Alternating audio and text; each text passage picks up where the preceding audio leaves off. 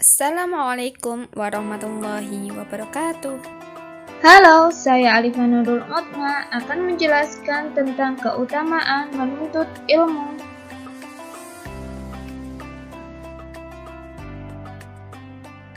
Apa yang ada dalam pikiran kalian setelah melihat gambar tersebut? Yaps, rekayasa ilmu pengetahuan dan teknologi.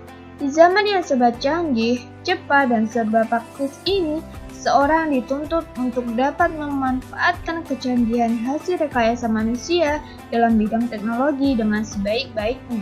Betapa tidak, tanpa mempedulikan hal tersebut, seseorang akan tertinggal jauh ke belakang dalam melakukan kegiatan-kegiatan sosial kemanusiaan. Maka dari itu, ilmu adalah cahaya kehidupan. Ilmu ibarat cahaya yang menyinari dalam kegelapan, yang menunjukkan arah menuju jalan yang ditempuh. Tanpa ilmu, seseorang akan tersesat jauh ke dalam jurang kebodohan. Dengan ilmu pengetahuan, jarak yang jauh terasa dekat, waktu yang lama terasa singkat, pekerjaan yang berat menjadi ringan.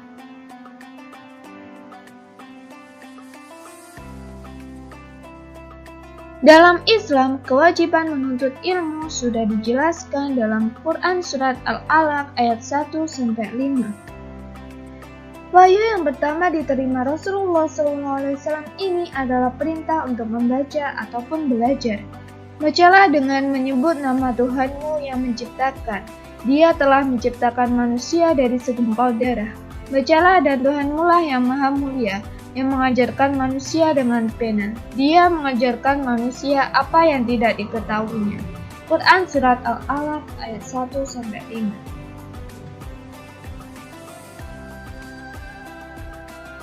Hukum menuntut ilmu sendiri terbagi menjadi dua. Yang pertama, fardhu kifayah.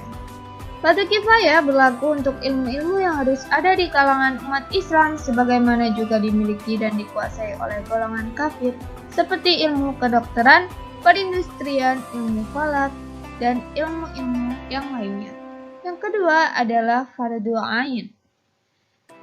Ilmu ini tidak boleh ditinggalkan oleh setiap muslim dan muslimah dalam segala situasi dan kondisi, seperti ilmu yang mengenal Allah Subhanahu wa Ta'ala dengan segala sifatnya, ilmu tentang tata cara beribadah, dan sebagainya. Keutamaan orang menuntut ilmu diantaranya diberikan derajat yang tinggi di sisi Allah Subhanahu wa Ta'ala, diberikan pahala yang besar di hari kiamat nanti, merupakan sedekah yang paling utama, lebih utama daripada seorang ahli ibadah, lebih utama dari sholat 1000 rakaat, diberikan pahala seperti pahala orang yang sedang berjihad di jalan Allah, dinaungi oleh malaikat pembawa rahmat dan dimudahkan menuju surga. A'udzu billahi minasy syaithanir rajim. Bismillahirrahmanirrahim. Wa ma kana al-mu'minuna liyanfiru kaffah falawla nafara min kulli firqatin minhum ta'ifatul liyatafaqahu fid-dini wa liyunziru qaumahum idza raja'u ilaihim la'allahum yahzarun. Artinya, dan tidak sepatutnya orang-orang mukmin itu semuanya pergi ke medan perang. Mengapa sebagian dari setiap golongan di antara mereka tidak pergi untuk memperdalam pengetahuan agama mereka dan untuk memberi peringatan kepada kaumnya apabila mereka telah kembali, agar mereka dapat menjaga dirinya. Quran Surat At-Taubah ayat 122. Kandungan Surat At-Taubah ayat 122 menjelaskan tentang tidak perlu semua orang mukmin berangkat ke medan perang, namun juga harus ada sebagian yang tekun menuntut ilmu dan mendalami ilmu-ilmu agama Islam.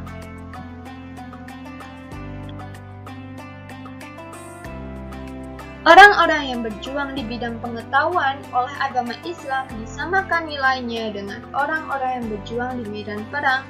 Hal ini ditegaskan dalam sebuah hadis dari Anas bin Malik berkata, Rasulullah SAW bersabda, di akhirat nanti tinta ulama ditimbang dengan darah para syuhada.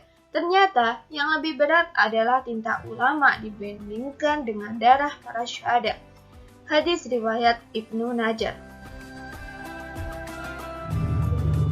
Dalam sebuah hadis lain yang berbunyi, An Abdullah bin Amru anna Nabiy sallallahu alaihi wasallam qala balighu anni walau ayah, yang artinya dari Abdullah ibnu Amru, sesungguhnya Rasulullah sallallahu alaihi wasallam bersabda, sampaikanlah olehmu apa-apa yang telah kamu peroleh dariku, walaupun hanya satu ayat Al-Quran. Hadis riwayat Bukhari.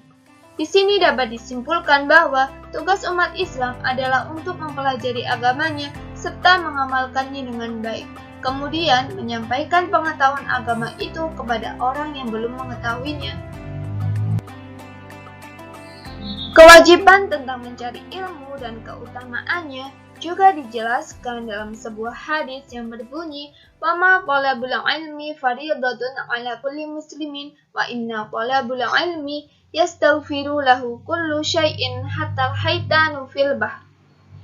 Yang artinya Rasulullah SAW bersabda, mencari ilmu itu wajib bagi setiap muslim dan sesungguhnya segala sesuatu hingga makhluk hidup di lautan memintakan ampun bagi penuntut ilmu.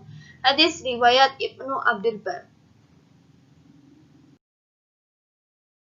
Setelah mengetahui penjelasan di atas, kita hendaknya lebih semangat dalam belajar sehingga kita dapat mengajarkan ilmu yang kita peroleh pada orang-orang di sekitar kita.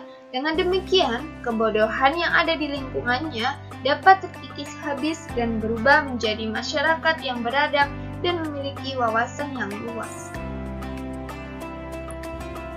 Sekian dari saya. Wassalamualaikum warahmatullahi wabarakatuh.